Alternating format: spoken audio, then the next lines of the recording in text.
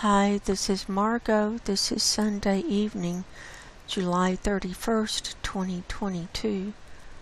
I hope everyone is safe and doing as well as possible. We made it through another week. It's been a hard week for me, and I'm sure it's been a hard week for a lot of people.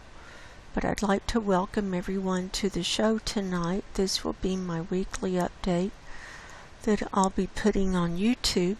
We're going to go over methane for the week and climate related things and sea ice and earthquakes.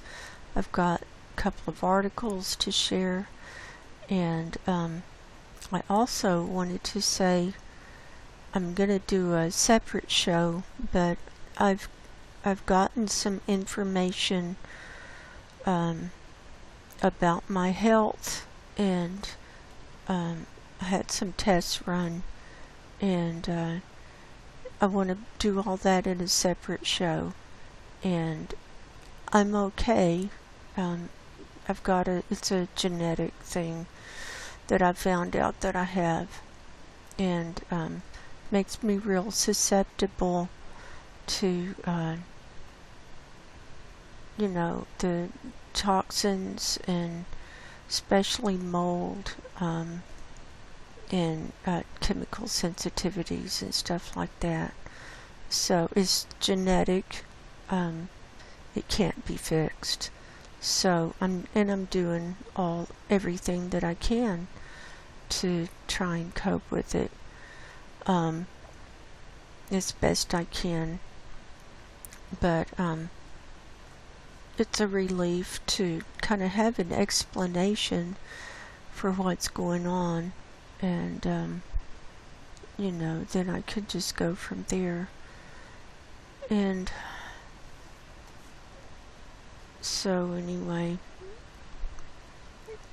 that's why, if I say I'm toxified, I was in a situation where I got exposed to something that I'm reacting to, and it's all the time. It's really, and it's things that people with normal immune systems wouldn't even respond to, but because mine is hyperactive, then I respond to everything. So that's my story, but I'm okay. I don't have cancer or anything like that. And so we're going to start out with, I've got a couple of articles that I want to share. The first one is, these two are from the Great White Con. It's a blog that this guy puts up. And this is North Pole in the summer of 2022, and he did this this week on July 25th, and this was shocking to see this cruise ship at the North Pole. That's how thin and broken up the ice is. And it's an ice-hardened cruiser, but it's a cruise ship. It's not an icebreaker, and so that was the main reason that I was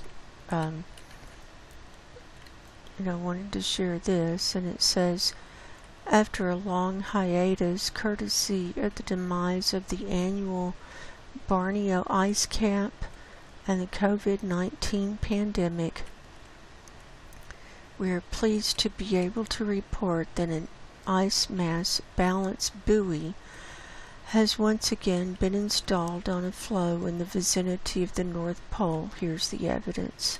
So here's the people, here's the buoy, and there's the ship right back there in the distance.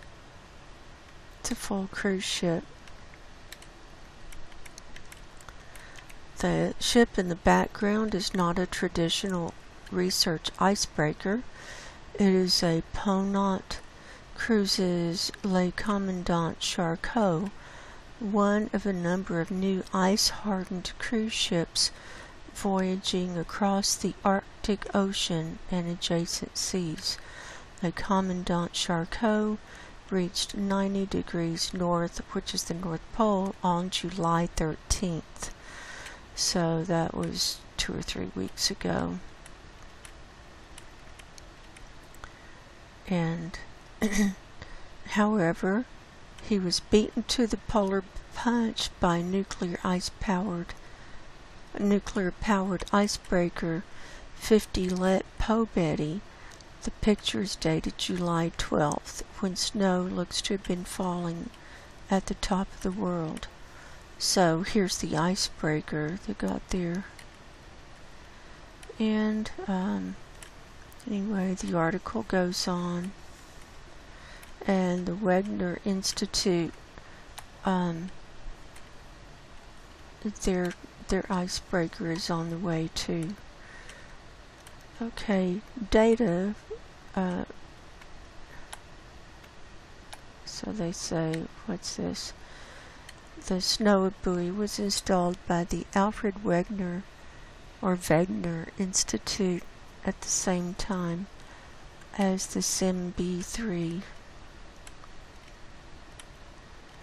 Data from that one is already available for download from the AWI website. Whilst we await some thickness numbers, sea ice concentration around the North Pole is currently remarkably low for the time of year. Here's a recent false color MODIS image of the far north. And we're going to be looking at some stuff on NASA Worldview. That's what this is from. It's with that layer. But this was July 22nd. It's even more broken up now. And two of the latest sea ice concentration map. What is really shocking here, we can see the line where it's breaking up from really the Laptev Sea from the East Siberian Islands southeast straight down, and North Pole and this whole east side. And in the images or the models we're gonna look at tonight, you're gonna see that this whole east side of the ice is collapsing, and then the whole Beaufort Sea is collapsing, and there's the ice that's looks like is kind of not collapsing that much, is just straight across here from the Chukchi Sea over, but the coastlines are collapsing as well. And here's another image, fractured sea ice near the North Pole. There you go, see that? And so there's this article, so I'll leave a link for that. And then this is from July 4th, also from the Great White Con Polar Stern in the Svalbard Marginal Ice Zone. Now this is from the Alfred Wegener Institute. And he just puts parts of their article up. From her home port in Bremerhaven, the Polar Stern will set course from Fram Strait and the Marginal Ice Zone north of Svalbard, where warm, nutrient-rich Atlantic water flows into the Arctic Ocean. There's the Polar Stern in the home port. And then they're going to be heading for northeast Greenland.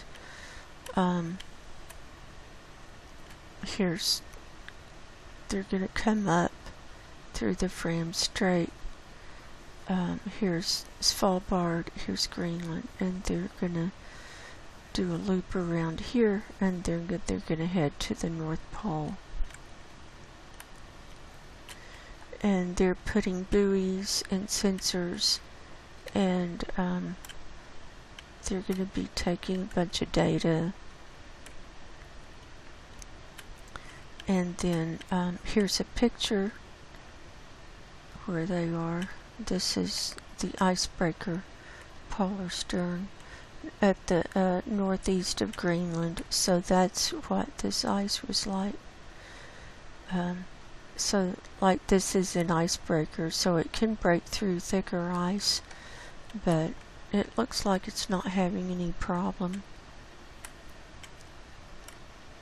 And they're also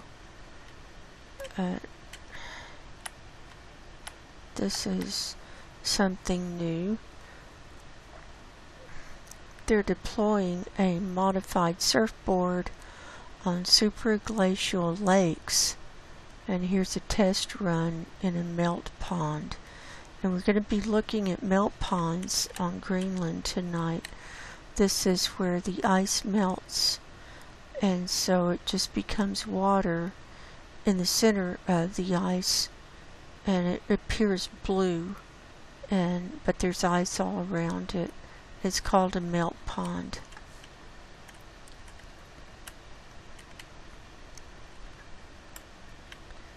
And they're also going to be putting sensors on the seafloor to track seismic activity as well. 4,000 meters, depths of more than 4,000 meters to record seismological activity. So there you go. So I thought I'd just start with that, and then as we go along I will share my discoveries this week that I shared with Robin, and also in my Wednesday midweek update with my Subscribestar members. And so if you want all the latest, you really need to come over to Subscribestar and join us over there.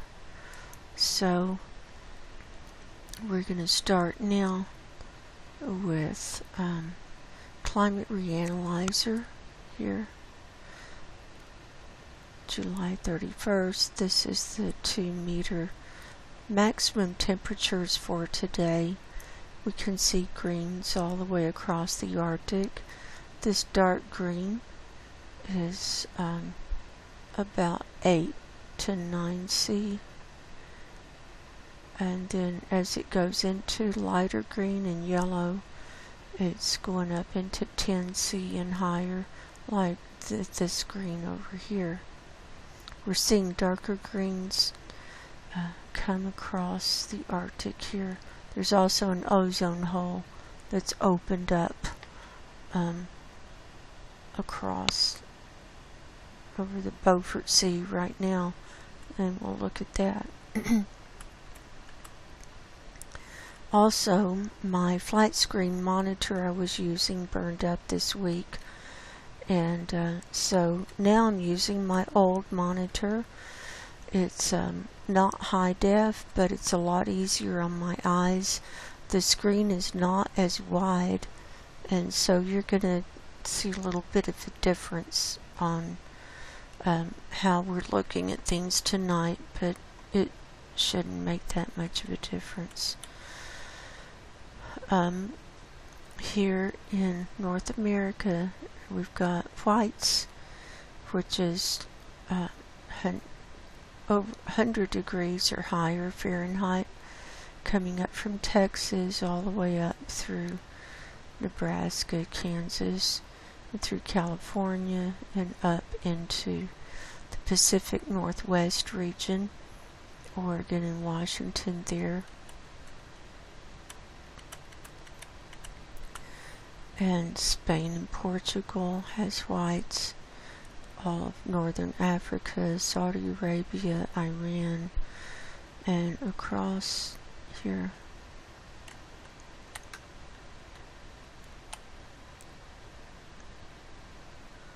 Here's 2-meter temperature anomaly, and we've got browns on this east side of the Arctic Ocean, and and then around this Russia coastline, Siberia, next to this East Siberian Sea and the Laptev Sea. Then we've got blues swooping down because of our loopy jet stream, or jet loops is what I'm calling it now, with the cold air coming down. And look at all these browns all the way up the west coast there.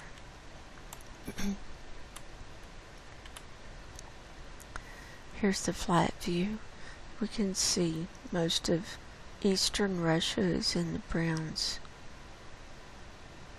Europe is in the browns, and Australia, and then we've got reds over the Antarctic, which is warmer than normal. But see, we've got purples down here that balance it out, otherwise it would show up warmer than it is. Worldwide, we're up 0.3 C higher than normal. The north, and along with the tropics, up 0.3 C. The northern hemisphere is up 0.6 C. The Arctic is up 0.8 C. The Antarctic is 1.4 C lower than normal. And the southern hemisphere is at minus 0.1 C. That's lower than normal.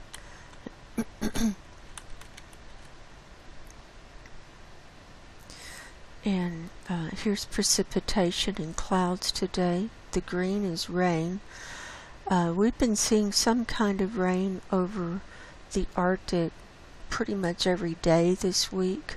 Also around the edges of Greenland. See, on this eastern side, we've got rain. Also in the Baffin Bay, rain, and Canada there. And also, look, over this Arctic basin, we've got rain. So that'll melt out the sea ice just super fast. This is over the Chukchi Sea there.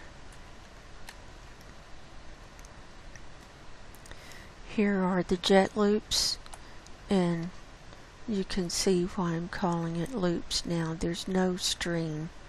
It's just broken and loopy. It broke last summer. It broke a year ago, and it never fixed itself. It's getting worse. Here's the southern hemisphere with all these weird loops.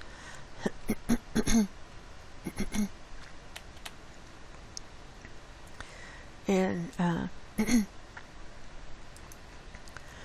okay, we're not going to cover sea ice and snow cover right here. I'll go into it in detail in a minute.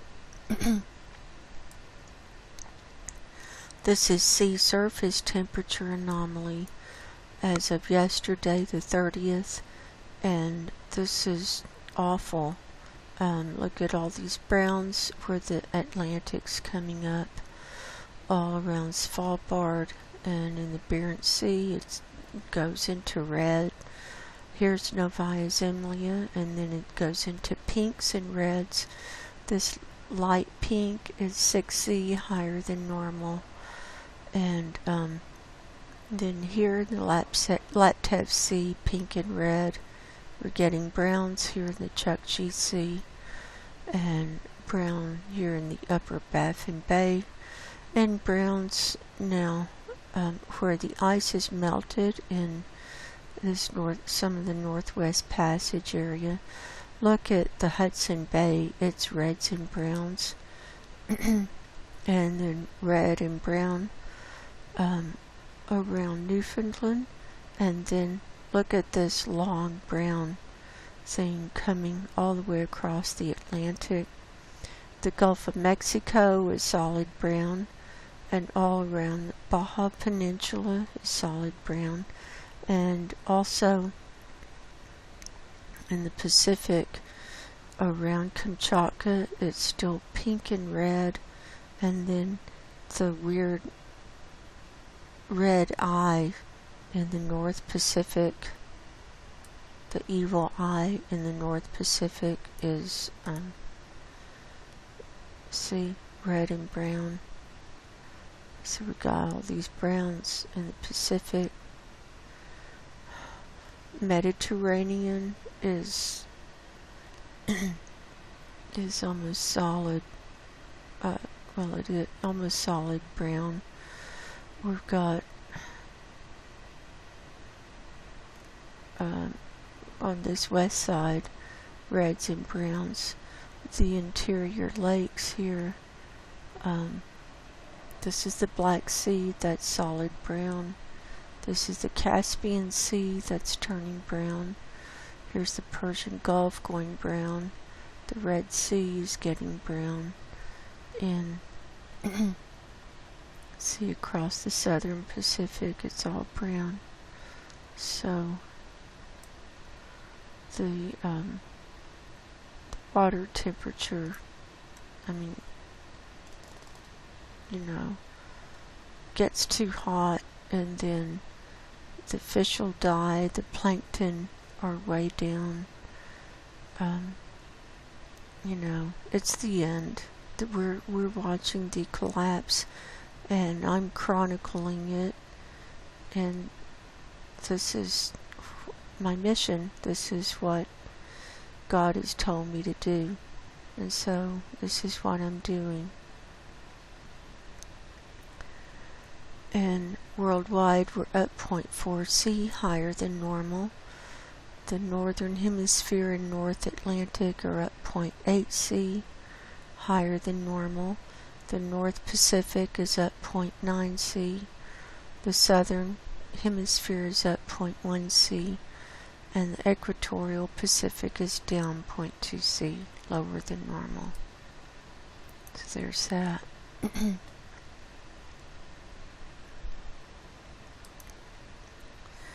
And I want to show one thing. I don't show my website a lot, but if you go to it, and if you go to Subscribestar Archives, I post on Subscribestar with my daily findings and interesting things, and my shows that I do, and then I end up archiving them over here, and all the posts are archived here since I started my Subscribestar channel.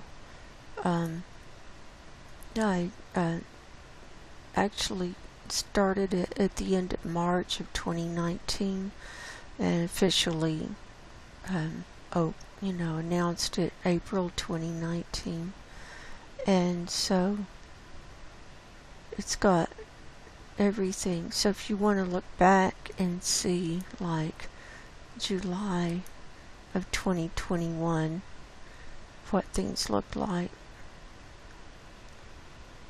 you can just click, and here it is day by day. And we can see there was rain up in the Arctic on July 3rd, see, across the ice. And the smoke from Russia, I showed that, from the Russia wildfires. And methane.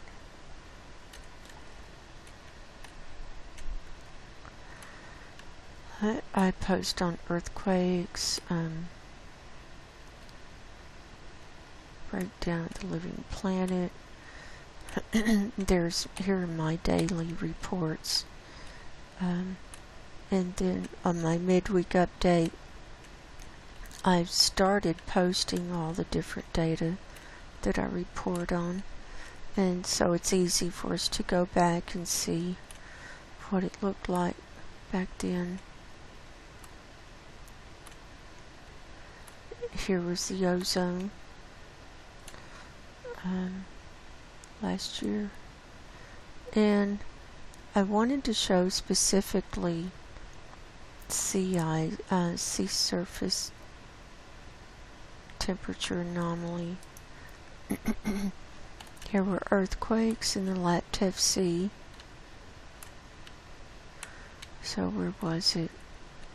But this is a way that you can, if you want to see what it was like any day with methane or whatever, it's all right here. You know, this is why I'm doing this, to leave as an archive and a chronicle, this to show the collapse. Look at the rain. This was July 29th of last year. Here was the rain over the Chukchi Sea and over the Laptev Sea. And here was the last year, the Greenland melt extent. Here's where it spiked up. Look at that. That was on July 28th. That was awful. That might have been the day it rained at the summit. See, it spiked up 50 to 55%. And recently we had it spike up to about 51%.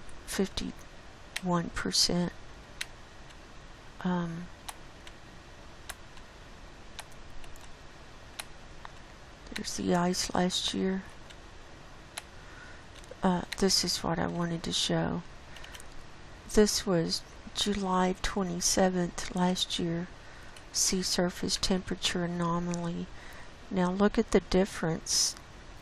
See, there was still a lot of blue in the Barents Sea, and this North Atlantic was not all dark brown like it is now. But here's what we have now. Look, just to compare. See? And see, the Hudson Bay was not all red. There was also not all that red around Kamchatka, and we didn't have the evil eye in the North Pacific. It was just a brown kind of closed eye. But now we've got the evil red eye. So and then, you know, you can see the North Pacific was at 0.7 C, higher than normal. So anyway, I just thought I'd share that. So this is what I do. You know, this is my work, and this is my calling, and this is how I'm choosing to spend my last few days and weeks and hours. Sometimes I wonder if I should be doing something else, but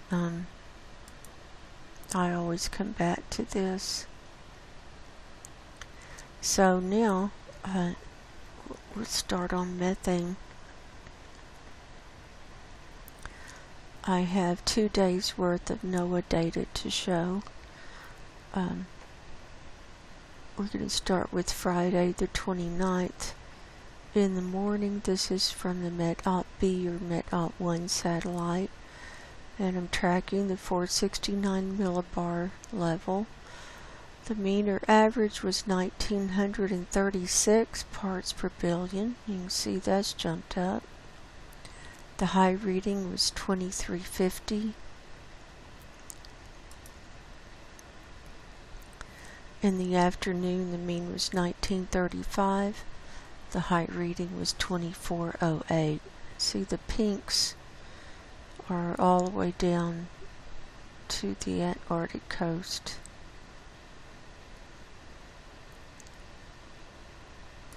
And then for yesterday, the 30th in the morning, the mean or average was 1935. The high reading was 2393. And the high reading was 1936. The high reading was 2417. See all these pinks. So the pink is a range between 2000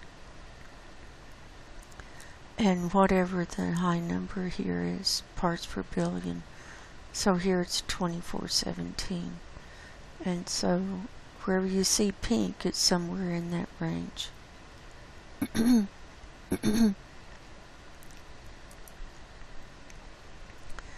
Here's a spreadsheet and chart.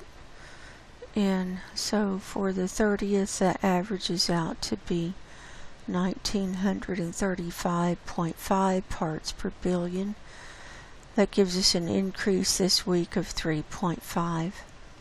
And here's the line going almost straight up. And so we've gone up now 3 weeks in a row. The week of the 16th, we went up 2.5. The week of the 23rd, we went up 3 parts per billion. And then the week of the 30th, we went up 3.5. So we got off to kind of a late start with the solid increasing. It was about a month late.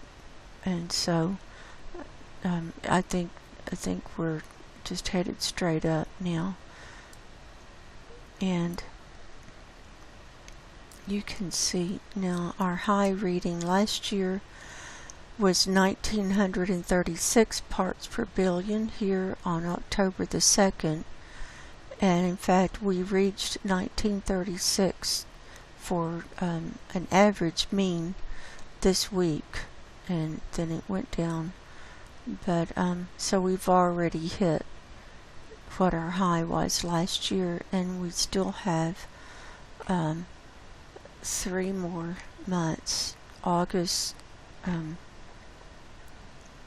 September, well, 2 more months of the traditional warming cycle on methane. About 2 more months for it to keep going up. So we're 17 parts per billion higher than a year ago. We're 66 parts per billion higher than when I started this on March the 1st of 2019. So let's see what happened this week on our methane.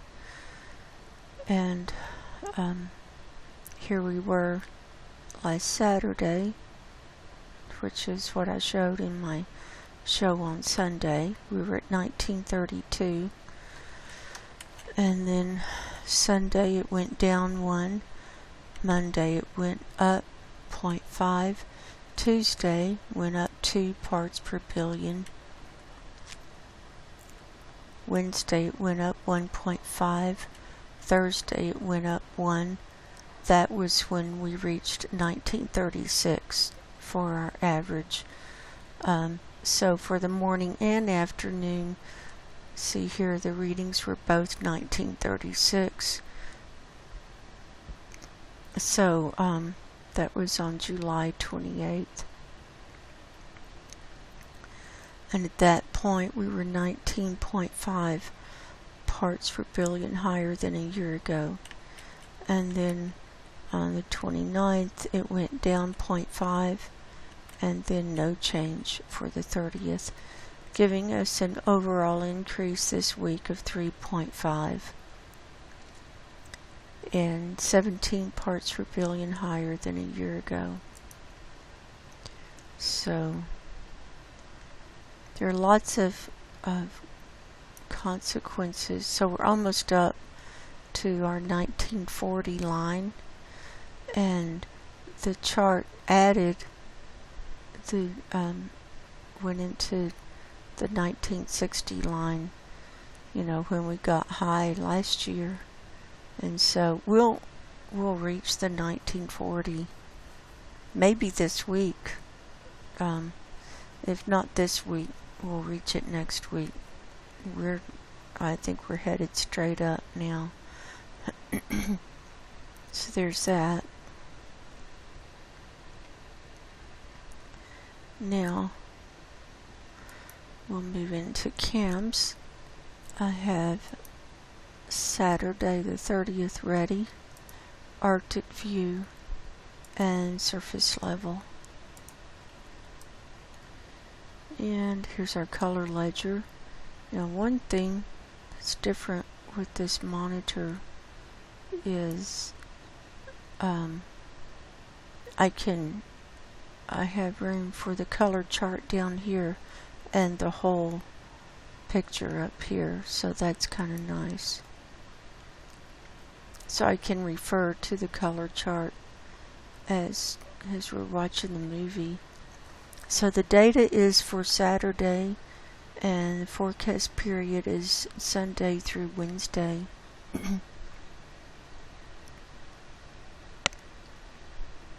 It's really shocking to see these changes. So from Norway over to Russia is a big blob. Look at the high releases that are coming up. Watch here in the forecast period. Watch. Look at this. See the reds? This is the Barents Sea and the Kara Sea. And then Komsomolets, it's still just billowing. And the North Kara Sea, it's this over here was left over for where it spun around. And the interior of Russia. And see, the main background color is higher now.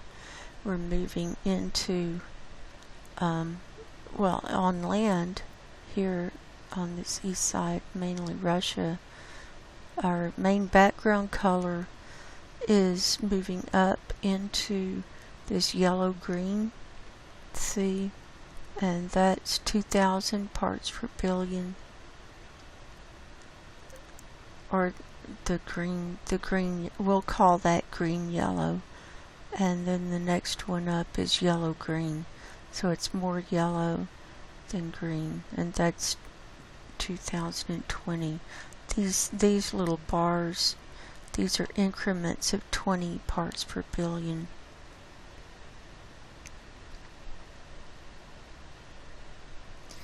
And here's our problem spot off the coast of Newfoundland in the North Atlantic. This is where we saw it all red and brown on the sea surface temperature anomaly. And we even have those higher readings just kind of constant coming up through, even through the sea ice. See.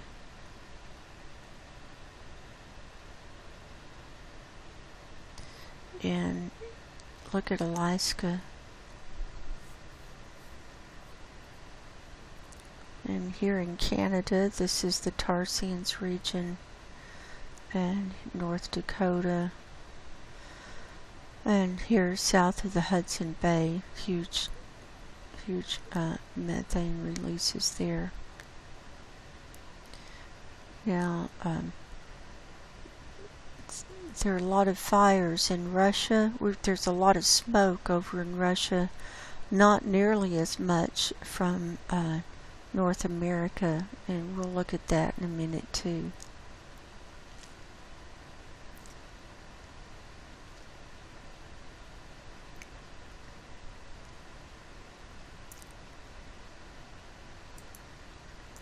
Alright, now we'll go to the North Pole view. I think I got all these loaded up. I don't remember. If I didn't, we'll have to take a minute. Okay, here's the North Pole view. And we can see the whole northern hemisphere Here's UK and Ireland, Germany, the North Sea, kind of coming down. Here's France and Italy there. Here's the Persian Gulf, India, China. It's filling back up. The white spot near Beijing, or at Beijing, is coming back to life. It's more visible when we go to the global view. It's right there.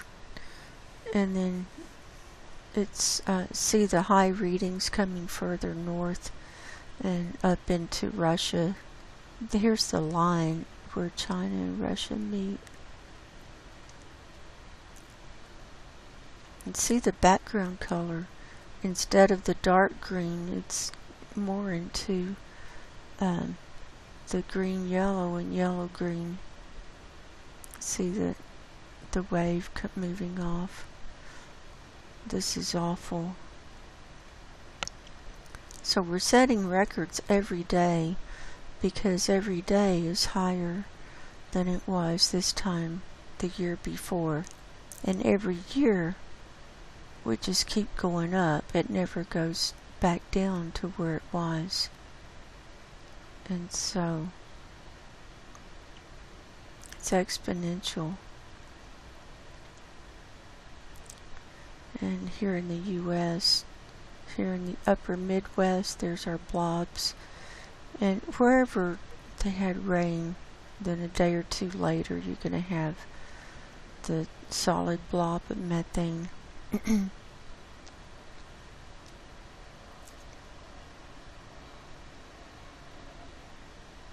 Mexico. So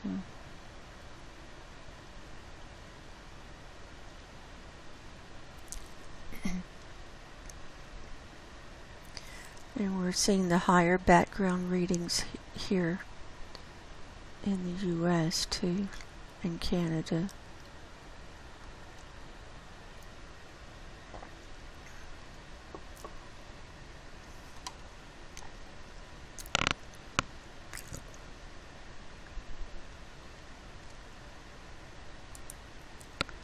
Alright, now we'll go down to the Antarctic.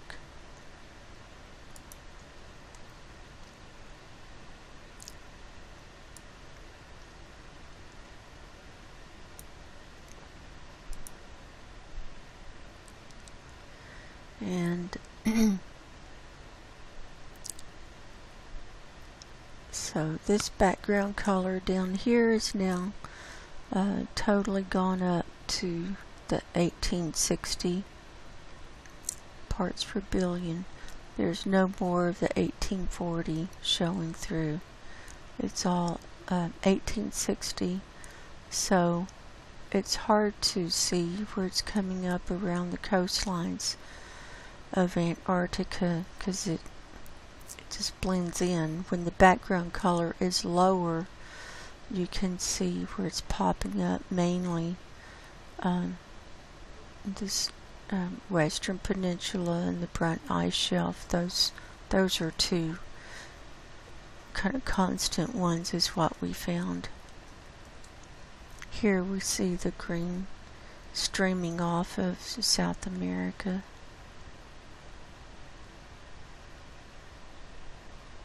So not much to see down here right now. Now we'll go to the global view.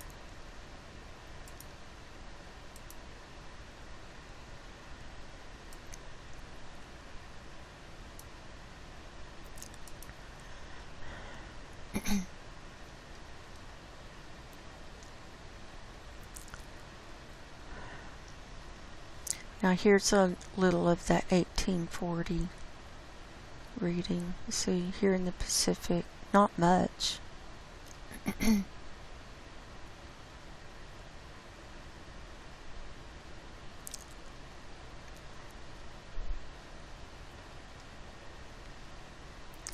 Here, watch, there's a white spot. That's where it's higher than the highest reading on the chart, which is 10,000 parts per billion. When you see the white spot there, that's at Beijing.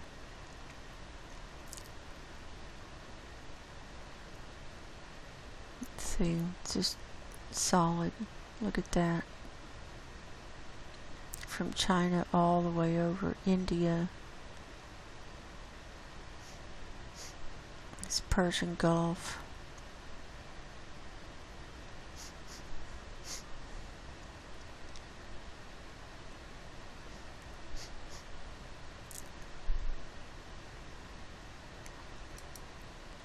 And now we'll look at 500 HPA. So this corresponds to the level we're tracking on NOAA. See, look at this solid from China over, just a solid straight line. That's the heaviest. And we've got some heavy here over the Arctic too. And now, we have to refresh to get the right color ledger. Remember, whenever you change levels. So our primary background color in the southern hemisphere here is I think it's this 1860, this green yellow. It's darker green. There's one little spot there, but it's mainly this green yellow. See? So that's higher, and we can see yellows and reds drifting further south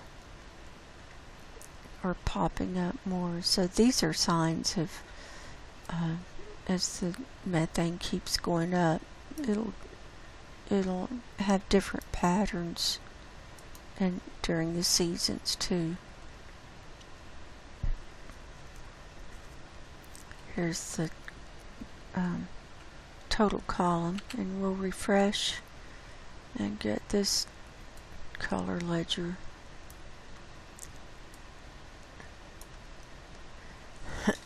And here the high reading total column is 2320.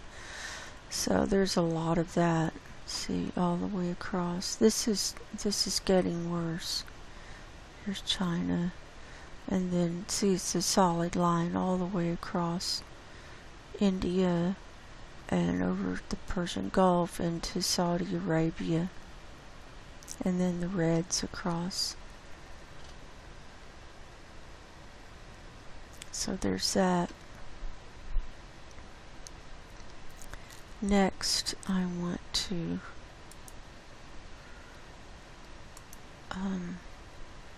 show the rest of these images from CAMS.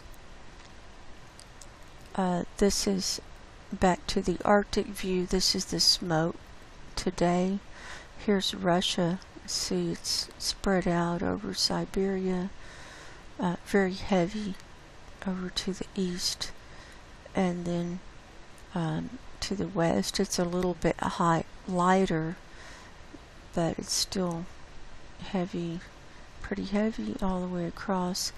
Then here in Canada, the highest reading is up here in the Northwest Territory, and some grays coming across. And then even though we've got fires starting up in a lot of different places in California, see, it's nothing compared to what we're seeing in Russia. Here's sulfur dioxide today.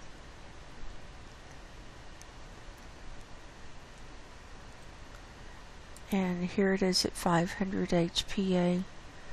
And so where it's higher, that's where it has shot up in the atmosphere, either from volcanoes like here at Popocatépetl, or could be earthquakes or a combo plate of volcanoes and earthquakes. And here's the ozone over the Antarctic today, and here we can see that the hole is getting thinner and it's gone into the danger zone, and this is where we see the kind of purplish blue inside the thick black line. That's in the danger zone. That's considered danger zone. That it's I'll show you on cams.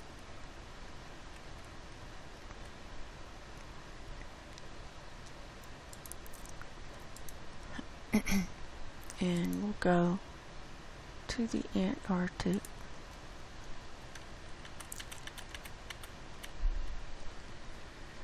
So here's the color ledger down here. So the aqua is between 220 and 240 Dobson units. So we've got a lot of aqua on this east side and a little bit on the north end, and then the danger zone between 200 and 220 Dobson units, and then it's into the greens, and here it's getting thicker. The solid yellow is 300 Dobson units. That's this color. That's considered to be average, or a good reading. Here we've got some higher readings around there, but this is the first we've seen in a couple of months now of the danger zone showing up. All right.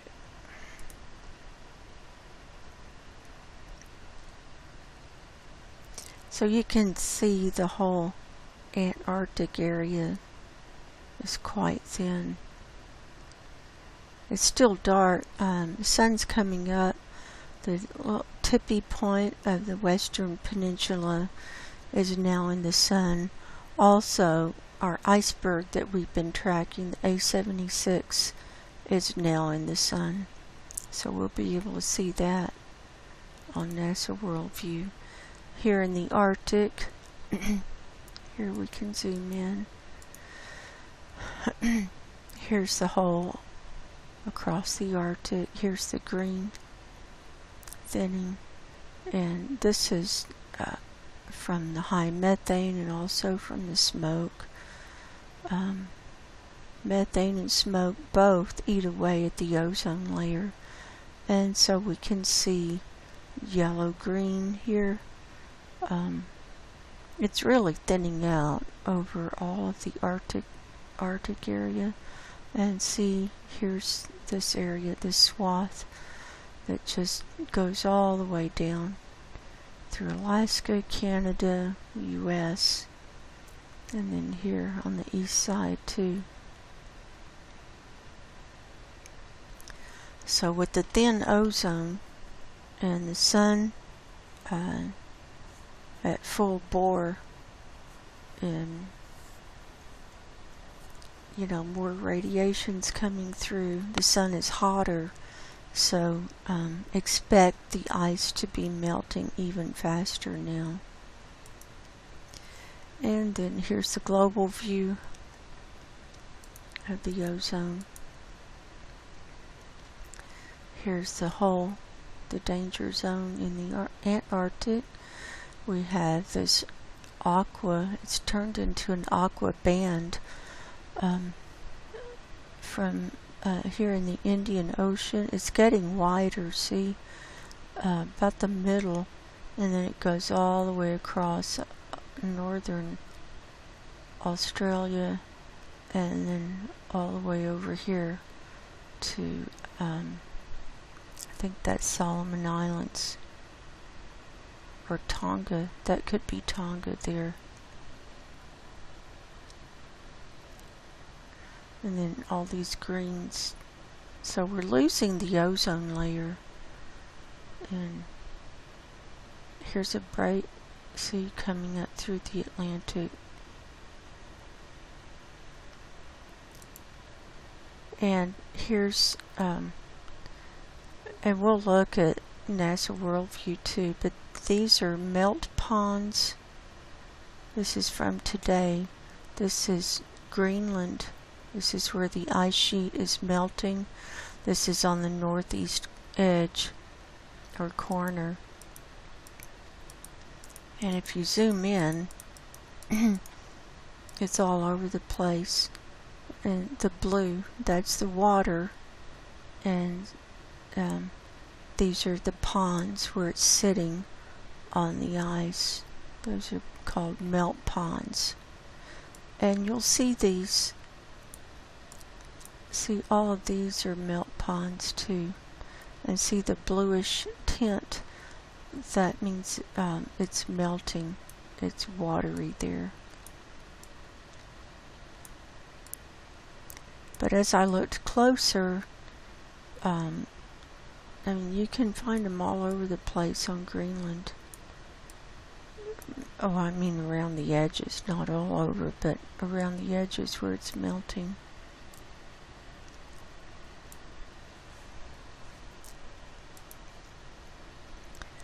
And we'll look at earthquakes in detail, but there were 230 earthquakes worldwide today, and here's Iceland had an earthquake right here on this Reykjanes Ridge, 5.4 near Vogar, Iceland. This came in at 10:48 this morning Pacific time. It's right on the tectonic plate line.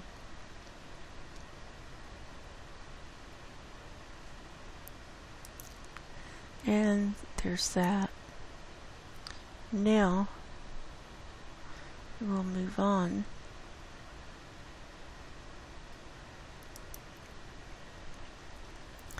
Now we'll move into sea ice. And first we'll go through our slideshow from Climate Reanalyzer for sea ice and snow cover for this week. Here we are today. We'll zoom in. Hudson Bay just has a little wisp on the southern coastline. Wisp of ice left there, and a little wispy ice left here in the Baffin Bay. And we can see a decrease on this eastern edge. And see, this is here in the Laptev Sea. Remember, we had ears. It looked like ears, but now it's melting out more, and so the ears are gone, and it's more turning more into a semicircle. And here in this Chukchi Sea, and we can see the Beaufort Sea is collapsing there, and this whole east side is collapsing. Here's the North Pole, where you see the darker areas. That's where it's coming apart. So it's really the whole east side of the ice, and just mainly coming up from the Canadian archipelago and across to New Siberian Islands. This area is the most intact ice that we can see. So let's see what happened this week. Here we were last week on the 24th. We still had semblance of the ears up here. So let's just click through. So this was Sunday, Monday. That's a big difference. Tuesday, Wednesday, Thursday. Look at that. Friday, Saturday, and here we are today. So a lot of change going on up there. Now we'll move into our other models. This is from the U.S. Navy, and this is sea ice concentration in the Arctic. Here's our color chart on the right. From white is 0, and then gray is obviously nothing, too. Up through, backwards through the rainbow, up into dark red, which is about 5 meters thick. We're not going to see any of that today. We're going to see very little red, almost no red or yellow or green. The greens are gone. That was about 3 meters thick. We still have some aqua, a little bit of bright, the bright aqua is about 2.25 meters thick. The dark aqua is about 1.5 meters thick. The dark blue is about 1 meter thick. And then the light or medium purple is about 0.5 meter thick.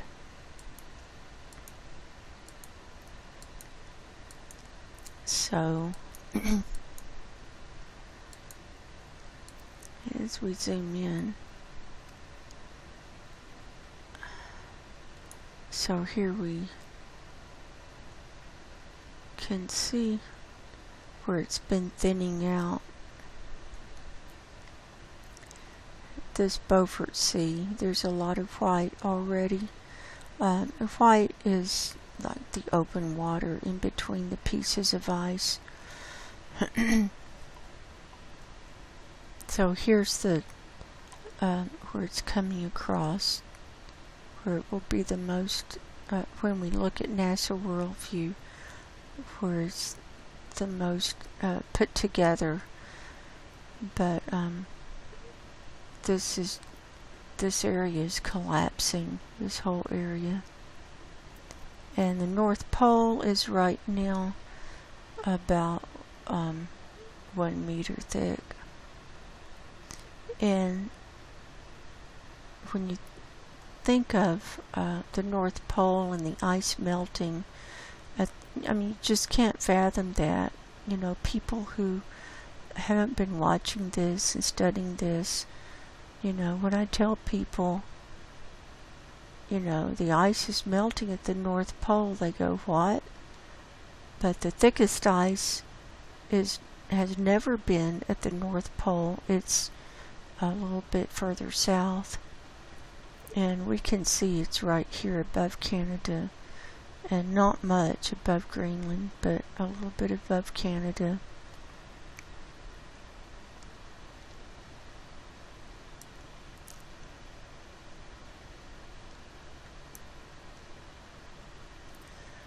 So here in quadrant 1, we've got primarily like 0.5 meter to a meter thick, little nubs of aqua over here. In quadrant 2, it's melting in, and we've got primarily 0.5 meter, and we've got about 1.5 here in the dark aqua. Quadrant 3 is Greenland and Ellesmere Island area. So we've got aquas, all shades of aquas primarily. Quadrant 4, we have aquas along Canada, and you can see where it's just whittling down, and then purple over here in the Beaufort Sea and the Chukchi Sea. So there's that. What'd I do? Here we go. So here's the 30-day animation. This was updated to yesterday. So the data goes back 3 weeks, and the forecast period goes out to next Saturday. And that will be August the 6th. and tomorrow is August. I can't believe the way this year is just flying by. You know, when you have, when I found that when you do like daily data collecting and reporting, the days fly by. I mean, because you're so focused on what you're going to do that day, you know, and get that presented, and then the next day you start all over again. But it really makes the time, it's amazing how fast the time goes.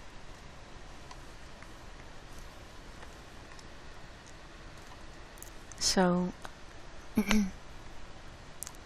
here in the forecast period, just mainly more thinning, and of course the edges will keep diminishing. These tributaries of the Northwest Passage, they're melting out. Oh, and I did a search, and there are expeditions booked for mid-August to go as far as they can through parts of the Northwest Passage. One of them I saw was $34,000. Yeah, $34,000 to ride on, to try and go through one of the areas of the Northwest Passage. Can you believe that? So this is how people are spending their money at the end. They're thinking, well, I'm going to see it. Now that it's opened up, I'm going to go see it. And it's going to be a big tourist attraction. Already their cruises to the North Pole. It's going to be huge tourism with all of that.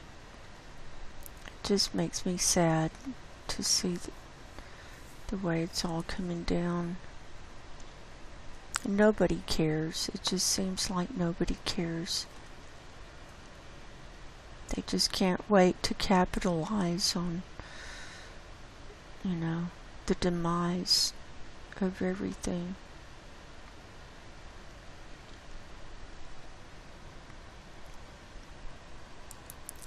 Okay, I stopped it here. This is the last day, the 6th. So we're the last day in the model.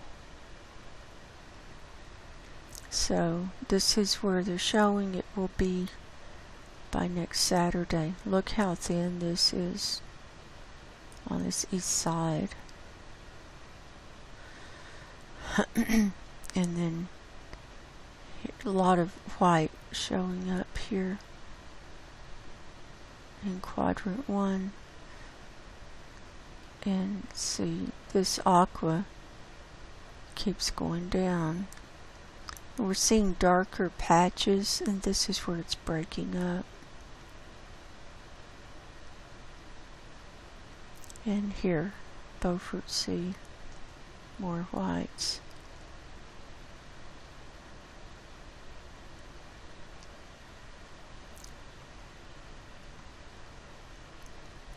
So let's go through this and see. Here we are today. So I'll just click through and you can see what's going to happen.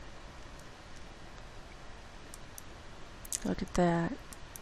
Big changes from day to day. Look at how these tributaries are opening up. Unbelievable.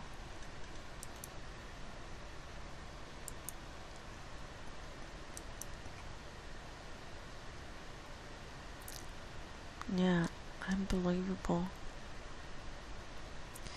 And then here's the Beaufort Sea ice thickness. Look at all this open water around Alaska, Canada coastlines. And this is where it's coming apart with the white, and it's thinning down too. and here it's pulled away from the Canada coastline. We have just a couple of spots of red here, and see the darker aqua, blue-green. That's where it's coming apart. Here, like these are holes. So let's run this.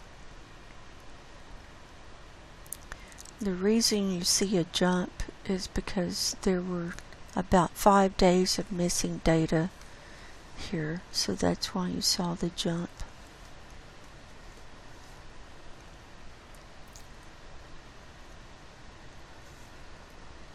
So this was updated to today, so the forecast period goes out to next Sunday.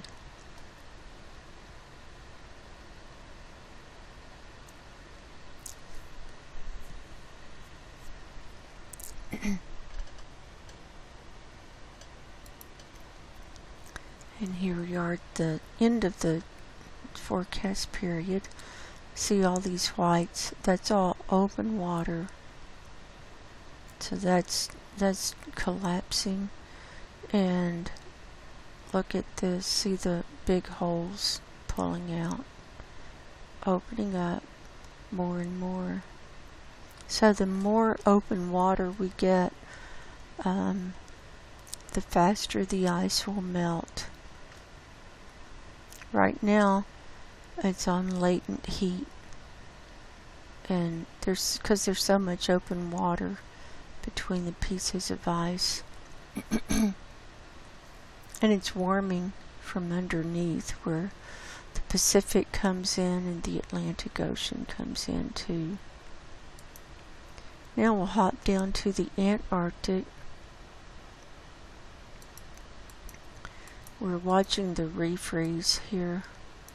So our ozone hole opened up here on this east side. Well, the danger zone is on this east side, but the whole thing is thin. It's in the ozone hole.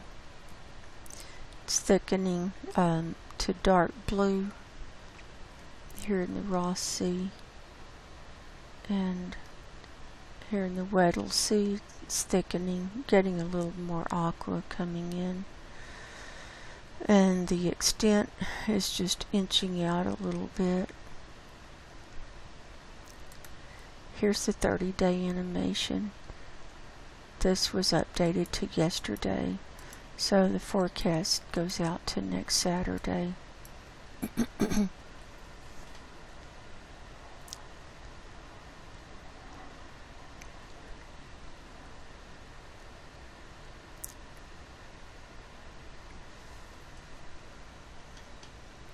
So if you watch here, so it's thickening up in the Weddell Sea.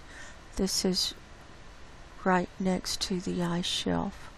Remember, it had pulled away, and now that's filling in and it's thickening. It had pulled away there.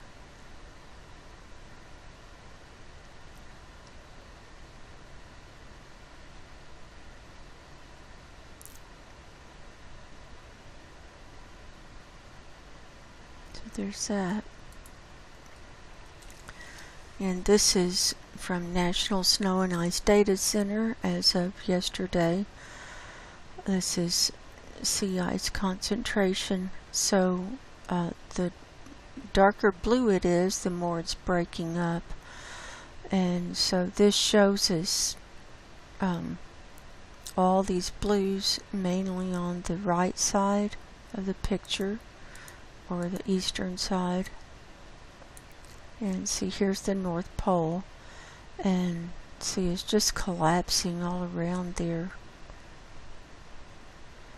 And then here's the white, meaning it's more concentrated. Doesn't mean it's thicker, it just means it's put together better. And then it's collapsing on the west and on the north end. The brown line is the median. So we're well below the median for extent.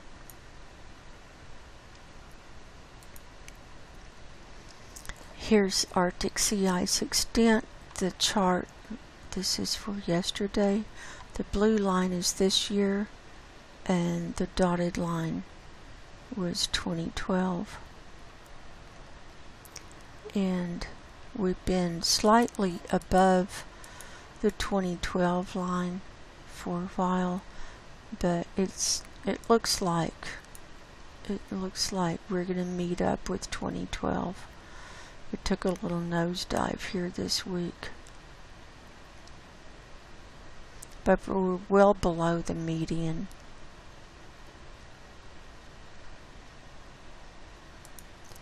And here in the Antarctic, see the brown line is the median. Again, this is sea ice concentration. So we're well below the median on this northern end especially. And here's the refreeze. The blue line is this year. This greenish line, or gray-green, is last year. The gray line is the median. And we had a little stall. See, it almost flatlined here for a couple of days, and now it's nudging back up just a tiny bit. But we're well below last year, and we're quite a bit below the median. And here's Greenland. I'm tracking Greenland every day, and here's our melt for yesterday. The salmon color. See, it's highest melt up here on the northeast. Now this was where I took that picture of the melt pools. And then down here on the southwest edge, there are a lot of melt pools down here. I mean, literally hundreds. You'll see, they're very visible. Here are the cumulative melt days for this year.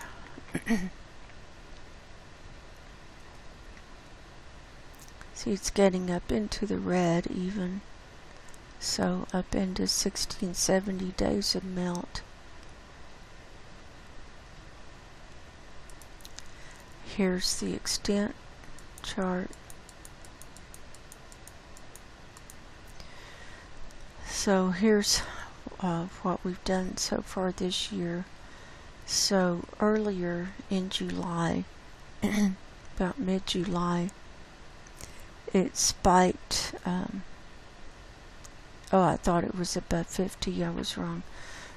Above 41%. So it was last year where we saw it above 50. So, and then it came down, but it stayed up pretty high, around 30%, and then we can see it dropped off, and we're about even with the median right now on the melt. We're about at 12% melt right now. And that's all of those.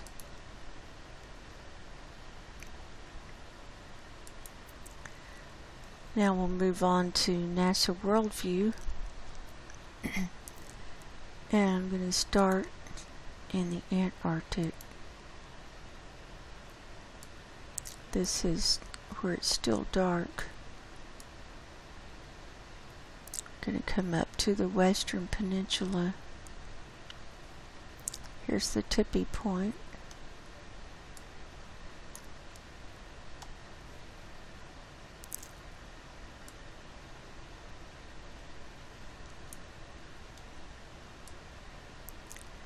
And let's go back a couple of days.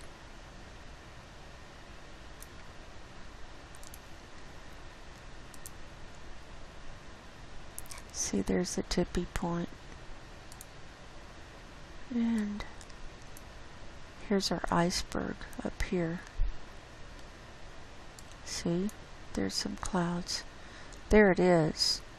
And so there's no ice on the top end. See how it's rotated around? And there's ice on the bottom side. Here it was on the 26th in the sunlight. So it'll make it out to the ocean in short order. Can't really see it there. So here we were last Sunday. And here it was on the 26th, which was Thursday,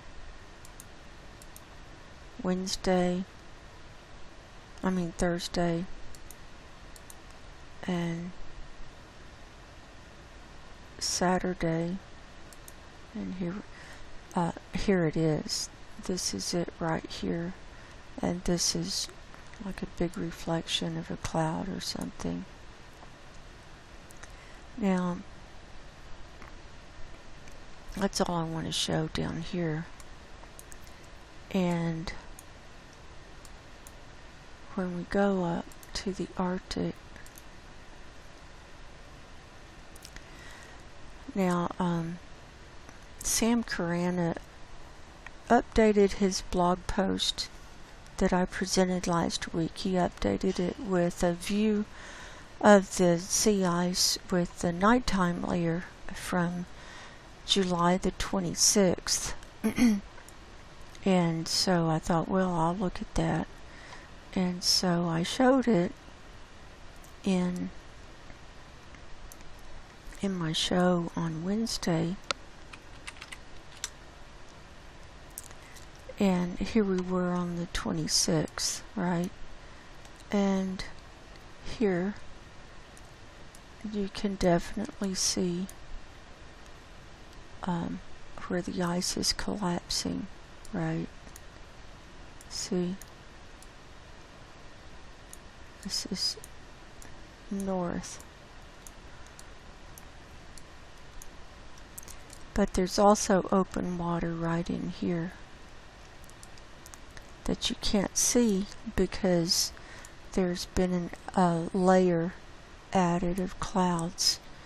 But if we turn on the nighttime layer, see, look at that. Look at this. See, that is open water, all that dark, and then there's the ice.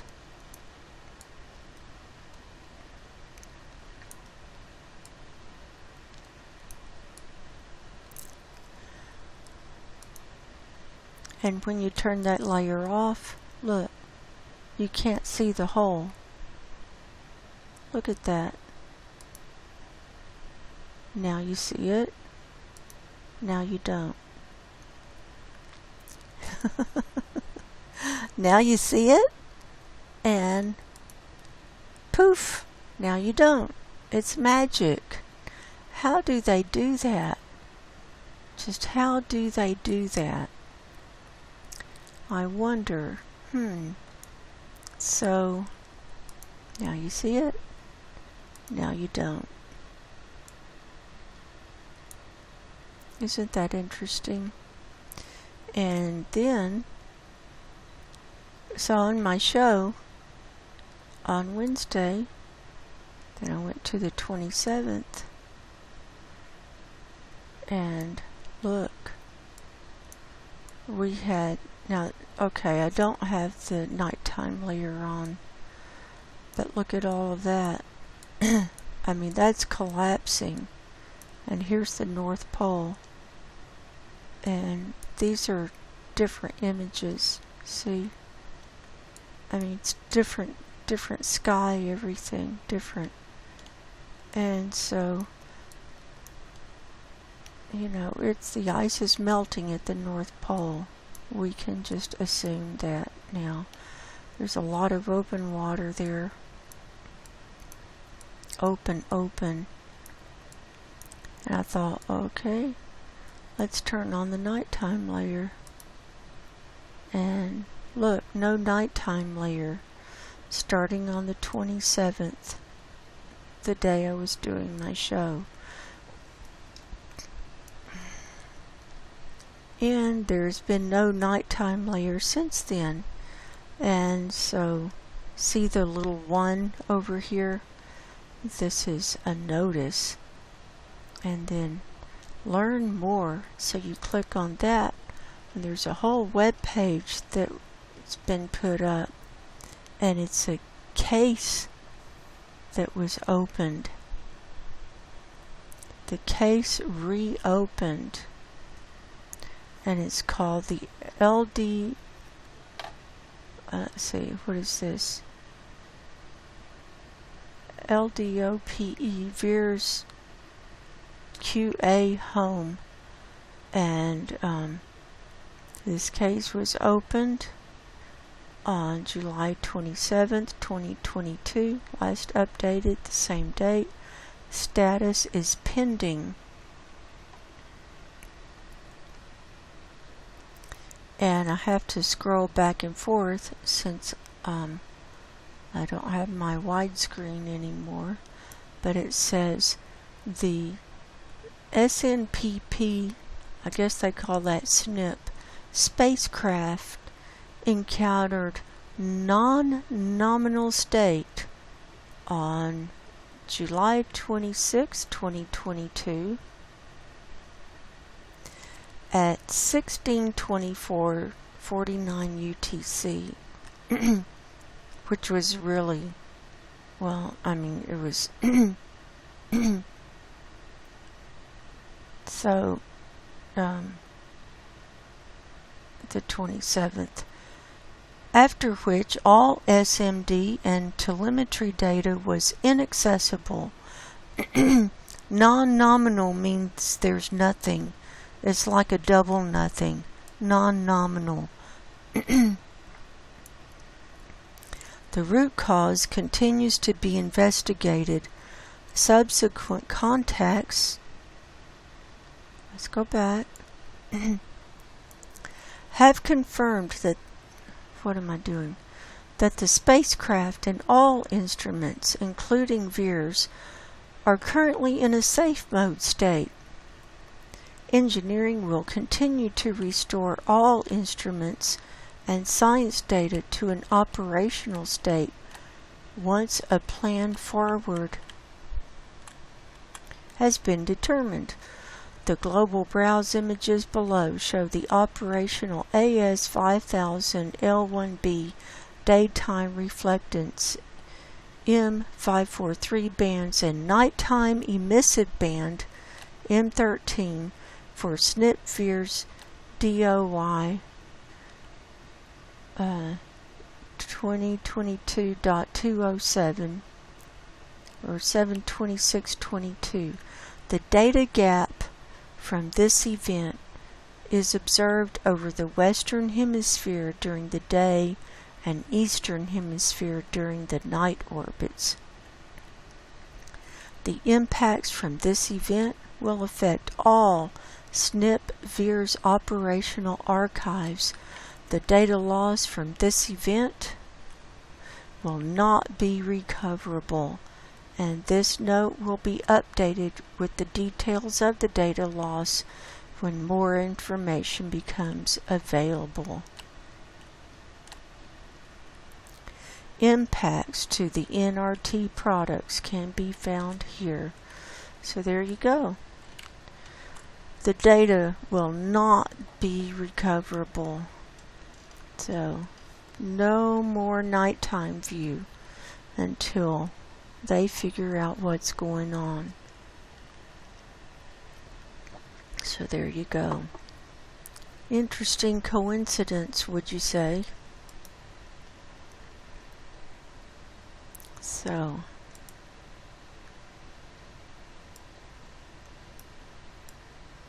here we are on the 26th. Now you see it. Now you don't. Look at that. There's a whole extra layer of clouds and white stuff put in. So, but it's like that nighttime view bypasses that layer somehow. See?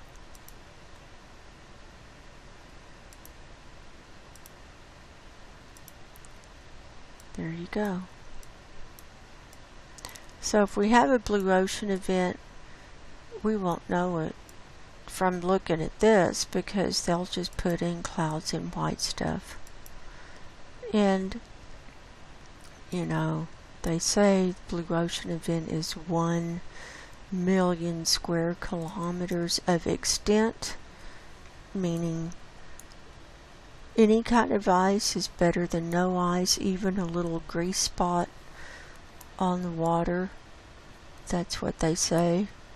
So, you know, so what if we get down to 1.1 million square kilometers?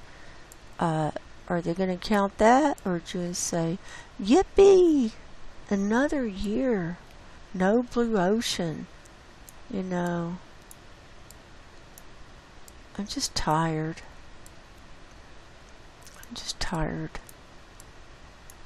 Some days I wonder, you know, should I be spending my time doing something else? If this is how it's going to be. So, I'm thinking about it. So, here's the sea ice concentration layer. This is for today. And I'm going to turn on the blue marble layer. And wherever you see colors, that's where it's melting. And here's the North Pole, and see the yellows. And those are all holes in the ice. And so let's go back. Oh, that's the 26th. So we're going to go back to last Sunday was the 24th. And let's see what happened this week. I'll just click through. So here was Sunday. Here's Monday, Tuesday. Look at that. Wednesday, Thursday. Look at that. See, it's going into yellows and greens, so it's really opening up. Look at this collapse. I mean, this whole east side. And the Beaufort Sea, too. So here's Thursday. And look at that. Friday. It's worse. I mean, wait. Did I miss a day? There's Friday, Saturday, and here we are today. So these are gaping holes in the sea ice.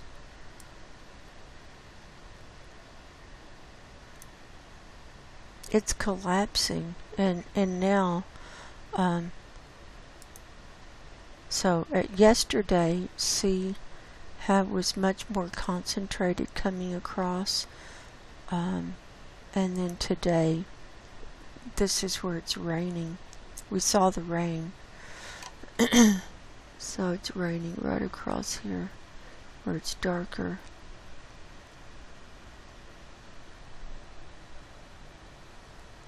So there's that.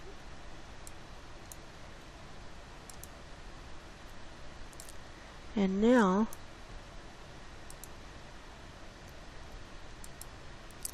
we'll just see what we can see with the satellite view. And let's see. So we'll start down here. My favorite place to start is Greenland. And right here is where I took the picture of the melt ponds. Look at that. They're large. I mean, that's like, here's the the scale over here. So this is 5 kilometers. That's about 5 kilometers wide. That width right there, from there to there, that's about the same. Look. See? 5 kilometers. That's huge. Here, look at this one. So it's melting. Let's see, more out here.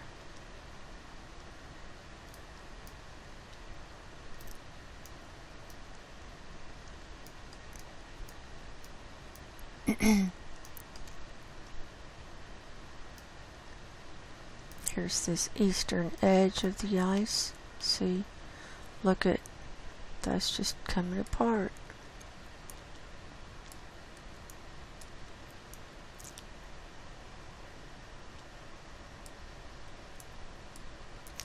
And here's the Lincoln Sea. You can't really see much here. You know, I don't know what's clouds and what's fake clouds anymore. Here's where's the ice is broken up. Here's the nearest strait. It's flowing through here. See? Just flowing through. Here's where it opens out into the Baffin Bay. And did we see rain up here too? I forgot. Let's go. Yeah, see, it's raining on this whole west side of the Baffin Bay today.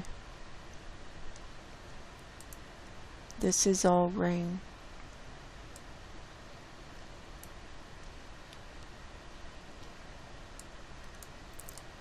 Let's see, right down here.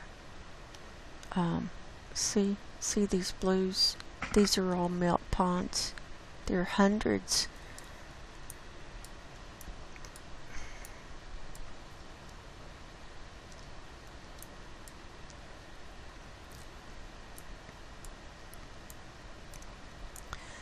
Here, you can.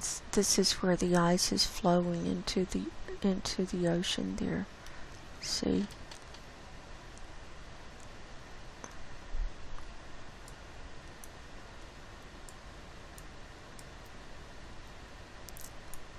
See.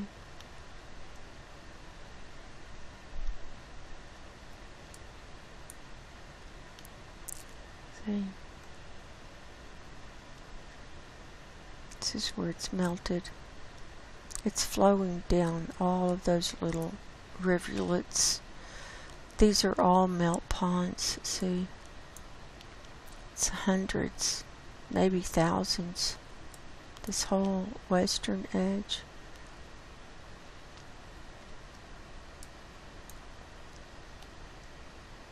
See?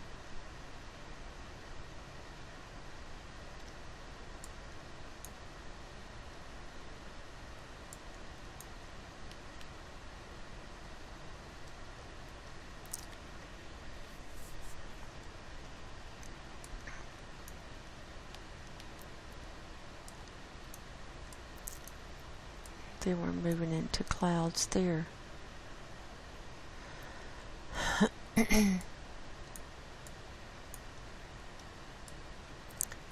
And let's move on up. So here's Svalbard, it's open. See, no ice there. See the green, that's algae.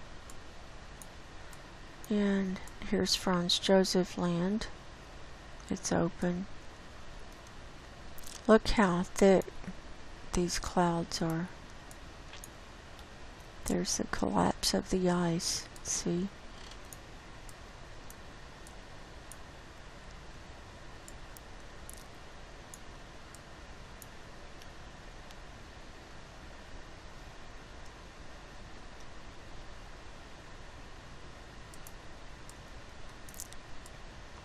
So they're already running cruise ships up to the North Pole. Here's Novaya Zemlya. Here's this open Kara Sea. Look at that.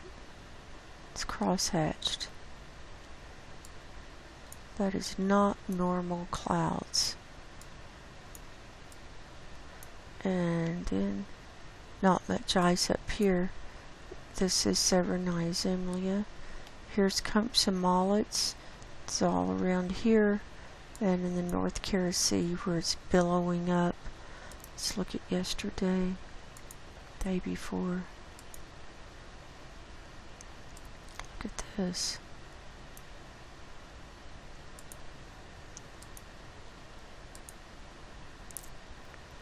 And coming around. Here's the Laptev Sea. And it's cloud covered, but it's open now.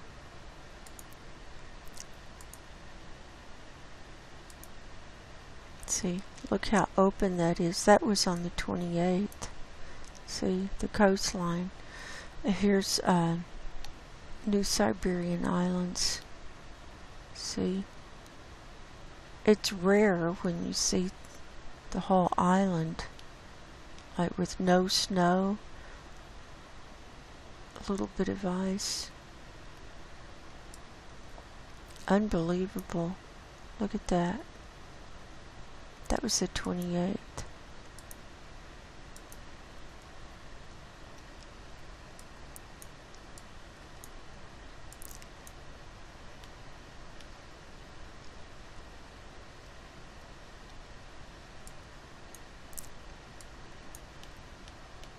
See, look at all that space between the ice. Open water. So it's all the way down. And so this whole eastern side is pretty much coming apart. But can't tell today, you know, with all the clouds. Here it was yesterday.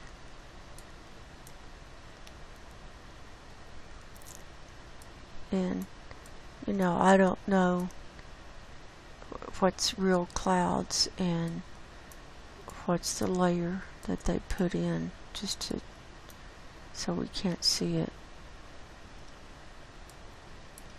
But it's obvious that they're doing that.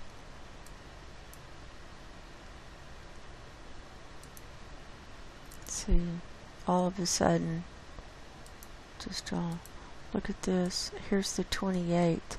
Now this is northwest, so this is starting to break up too.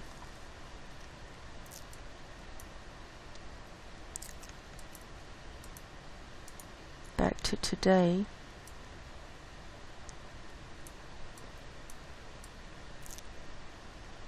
Let's go west. Okay, no clouds here.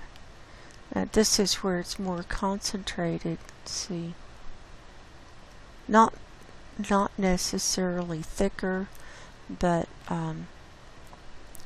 see the space in between the pieces of ice is frozen. That's the leads where you see those lines.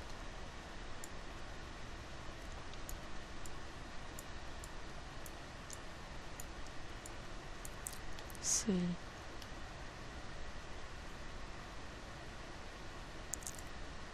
That'll melt. And it started, you can see the colors already where it's shifting into the greenish. That's melting.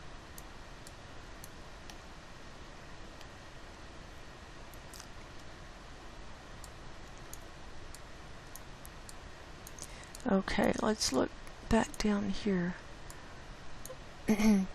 Look at, here's Ellesmere Island. And see, it's come away from the coastline there. And this is where the thicker ice is, just above Greenland and Ellesmere and these other couple of islands, just right along there.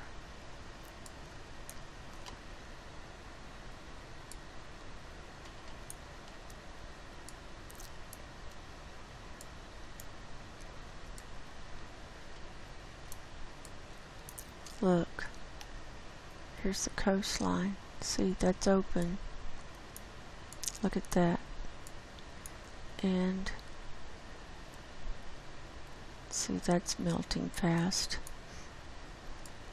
So typically it keeps melting really fast until about mid-August, and then it slows down, but it keeps melting usually until around mid-September. Is when we hit minimum extent.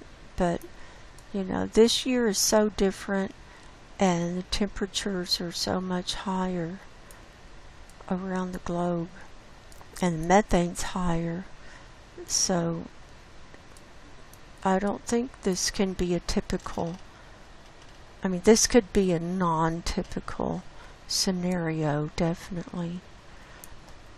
And it could keep melting past mid-September for all I know. Look at this.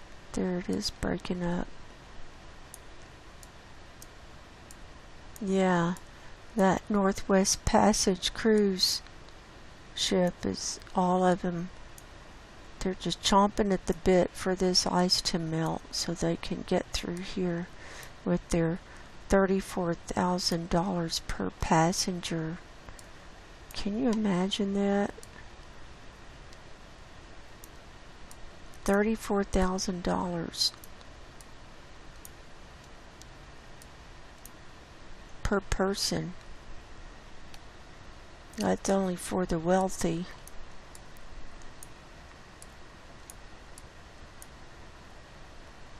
That's all breaking up.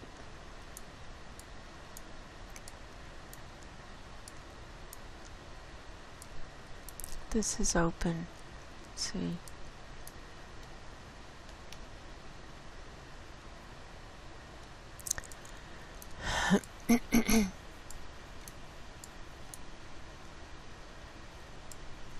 Okay, let's look at the Beaufort Sea.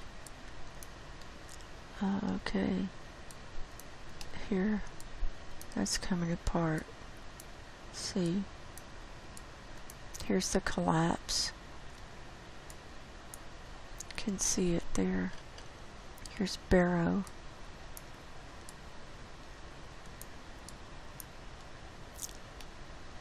See.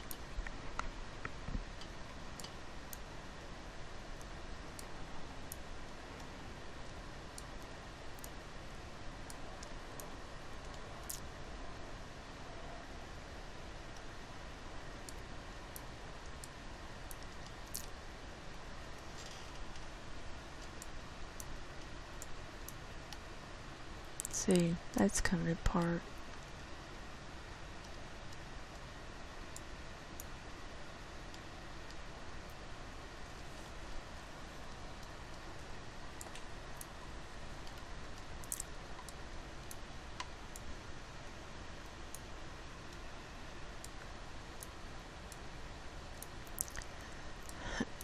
Now we'll jump up towards Russia. So this is the East Siberian Sea here. Here's the coastline of Siberia. And this parts of this are a little bit thicker, but you know, this is all coming apart too.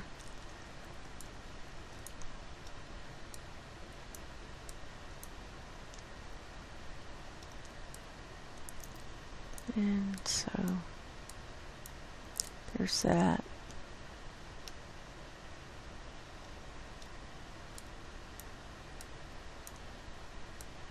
So that's what we've got.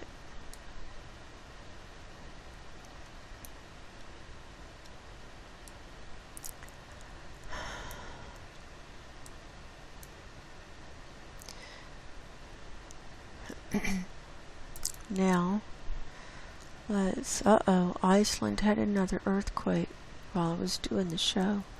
So we got 225 worldwide. And let's zip in here. We have an event going on. Now we've got 3. So the 5.3 was the first one. We got that. And then 4.4,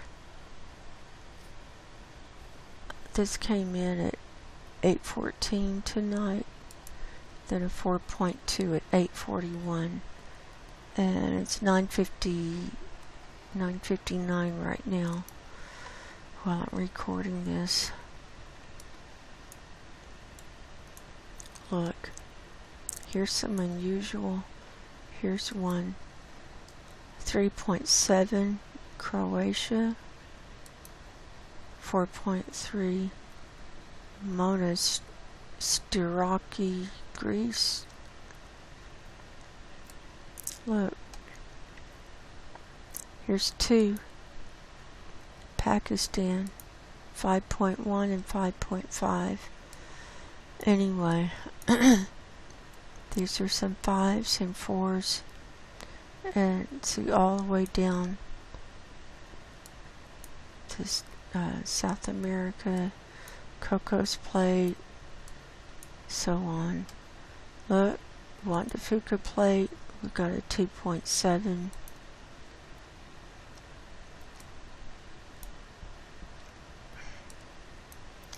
So let's turn on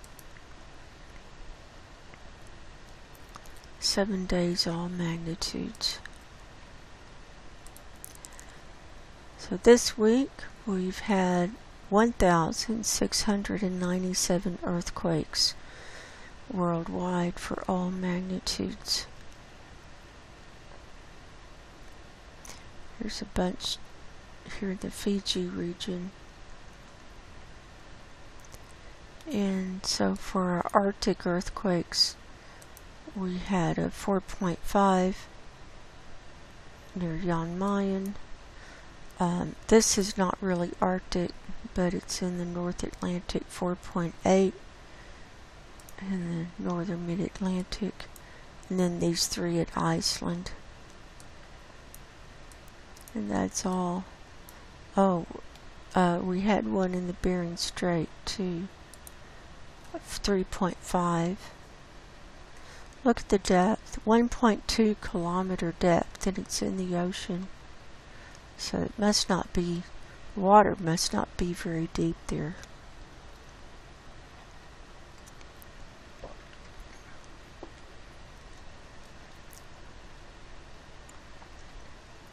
So let's go 7 days, 4.5 magnitude or higher, only 47, see?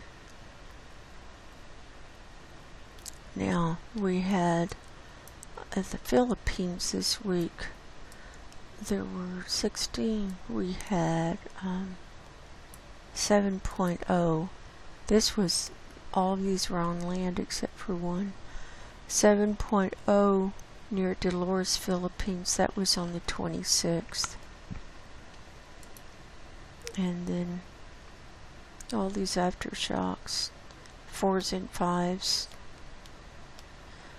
I didn't follow up for the damage. I'm sure there was damage with 7.0. Look at all of these. Look down here, Fiji, Tonga, 4s and 5s. And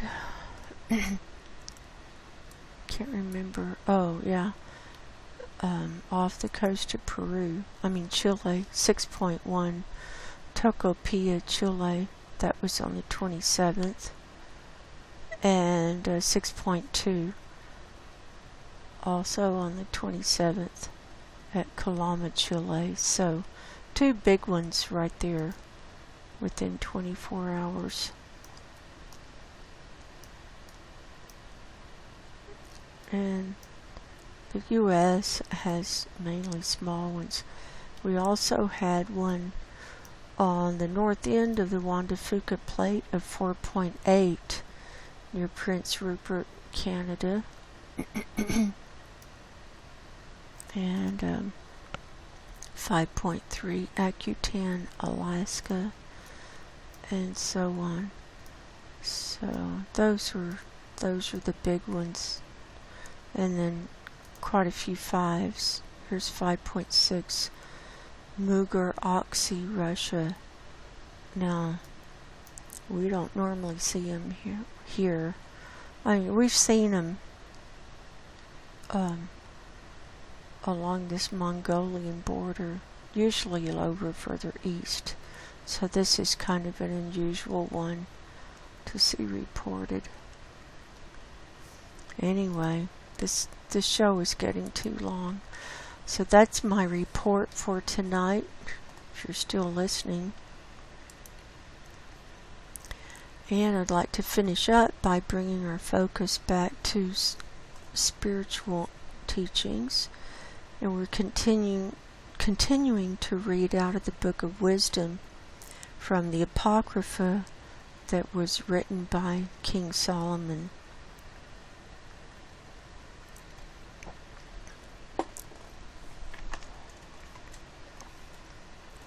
Wisdom chapter 12.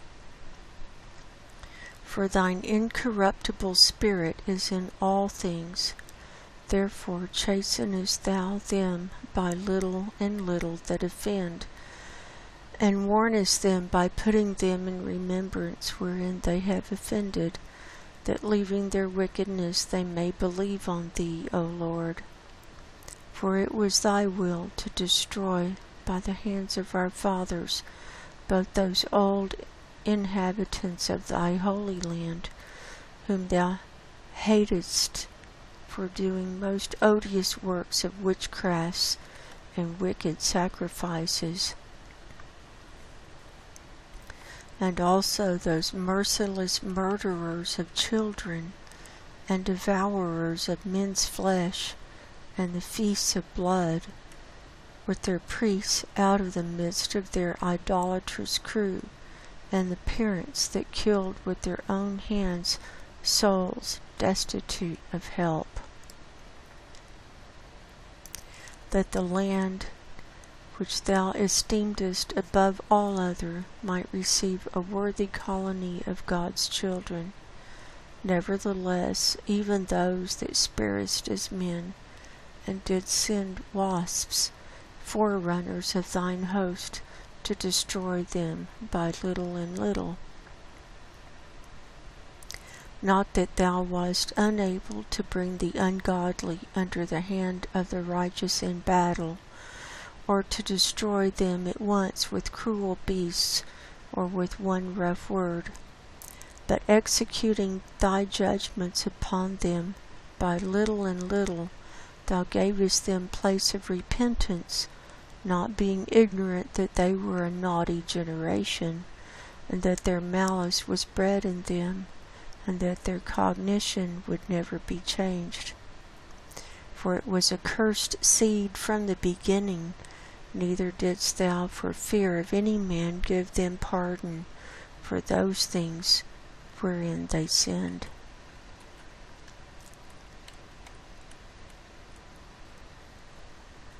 For who shall say, What hast thou done? Or who shall withstand thy judgment? Or who shall accuse thee for the nations that perish, whom thou made? Or who shall come to stand against thee, to be revenged for the unrighteous men?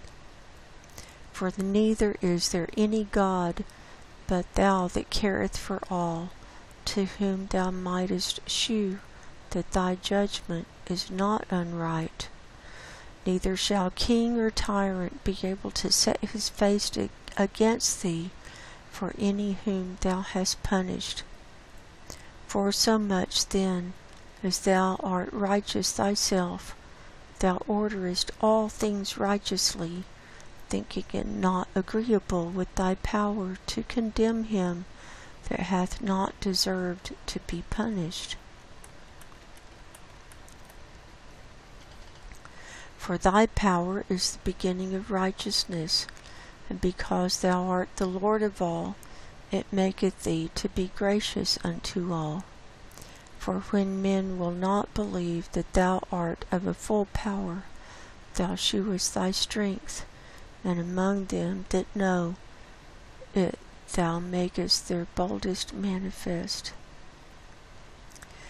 But thou, mastering thy power, judgest with equity, and orderest us with great favor, for thou mayst use power when thou wilt.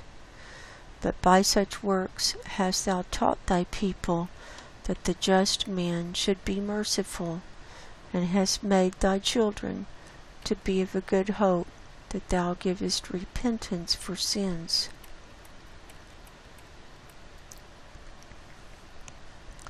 For if thou didst punish the enemies of thy children, and the condemned to death, with such deliberation, giving them time and place, whereby they might be delivered from their malice, with how great circumspection didst thou judge thine own sons, unto whose fathers thou hast sworn, and made covenants of good promises. Therefore, whereas thou dost chasten us, thou scourgest our enemies 1,000 times more, to the intent that, when we judge, we should carefully think of thy goodness, and when we ourselves are judged, we should look for mercy. Wherefore, whereas men have lived dissolutely and unrighteously, thou hast tormented them with their own abominations, for they went astray very far in the ways of error, and held them for gods, which even among them the beasts of their enemies were despised, being deceived as children of no understanding. Therefore unto them, as to children without the use of reason, thou didst send a judgment to mock them. But they that would not be reformed by that correction, wherein he dallied with them, shall feel a judgment worthy of God. For look, for what things they grudged, when they were punished, that is, for them whom they thought to be gods, now being punished in them, when they saw it, they acknowledged him to be the true God, whom before they denied to know, and therefore came extreme damnation upon them. Wisdom chapter 12.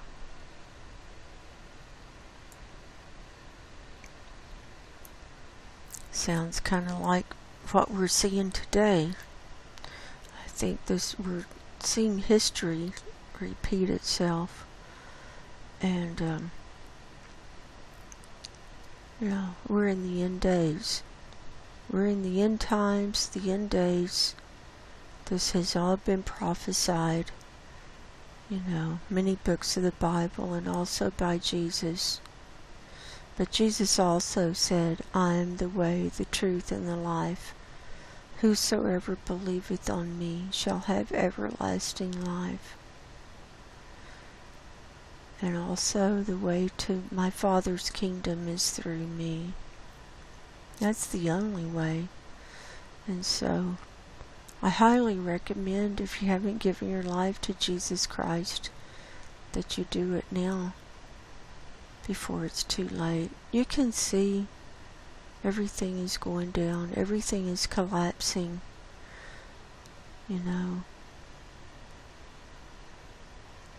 It just is. It's over. It's over. We know how it ends. And so,